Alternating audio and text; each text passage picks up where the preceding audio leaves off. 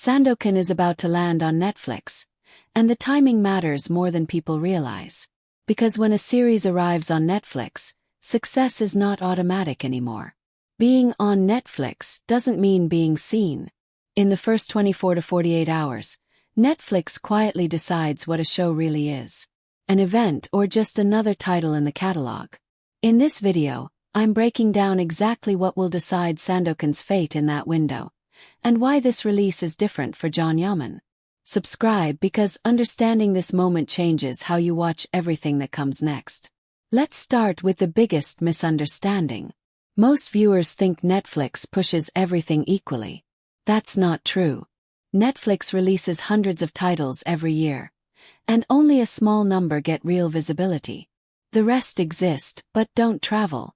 So the real question isn't whether Sandokan is available. The real question is whether Netflix wants people to discover it.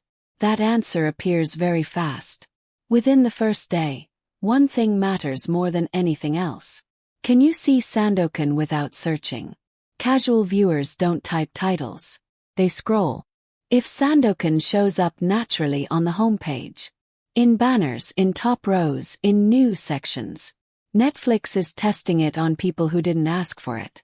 That's how shows grow. If Sandokan only appears when you search for it, that usually means Netflix has already categorized it. And here's something important. Netflix does not show the same homepage to everyone. One screenshot proves nothing. What matters is pattern. Are people in different countries seeing Sandokan surface naturally? Or only accounts that already watch similar content? That difference tells you whether Netflix is thinking expansion or containment. Then comes promotion. Not announcements. Not one post. Repetition. Netflix promotion isn't about saying, "This exists." It's about saying, "Watch this now," more than once. If Netflix posts about Sandokan before release and then again after release, that's intent. If everything stops on day one, that's categorization. Netflix doesn't wait for fans to hype a show. They wait for non-fans to react. Which leads to the most important part. Does Sandokan escape the fan bubble? If only Jaan Yaman's existing audience is watching and sharing, Netflix observes but stays quiet. If viewers who never searched for Sandokan start clicking, the algorithm responds.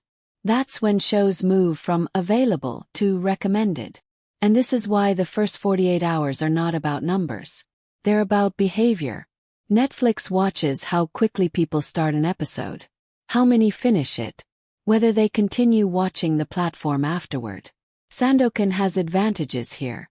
It's action-driven, cinematic, doesn't rely on slow build-up. That helps early completion rates, which Netflix values more than hype. But Sandokan also has a risk. It's not a trendy teen drama. It's not comedy. It's not built on short viral clips.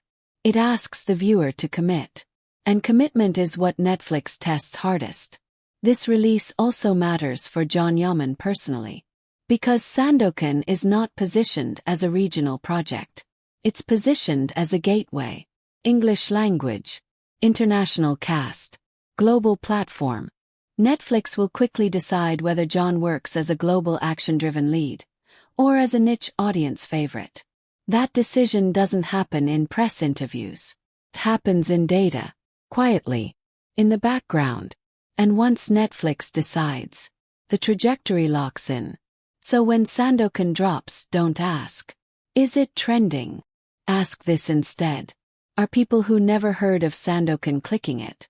Is Netflix still mentioning it after launch day? Is it appearing without being searched? Those answers tell you everything. Now I want to ask you something.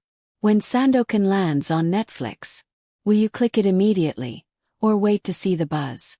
And more importantly, do you think Netflix is treating this as an event, or a quiet drop?